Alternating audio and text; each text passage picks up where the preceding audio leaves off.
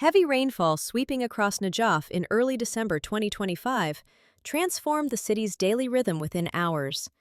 Streets that usually carry steady traffic turned into slow-moving channels of water as drainage systems struggled to keep up with the sudden downpour.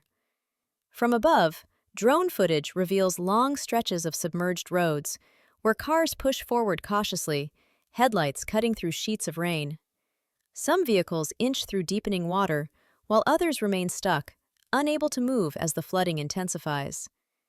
The city's infrastructure, already under pressure, faces mounting challenges as water continues to accumulate. Residents attempting to navigate their routines encounter detours, delays, and unpredictable conditions.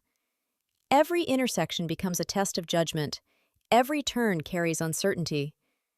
The scenes unfolding in Najaf reflect a growing pattern across regions where seasonal storms collide with aging infrastructure. The heavy rainfall highlights how quickly weather can reshape an urban landscape, creating moments of tension, resilience, and adaptation as the community works through the impact.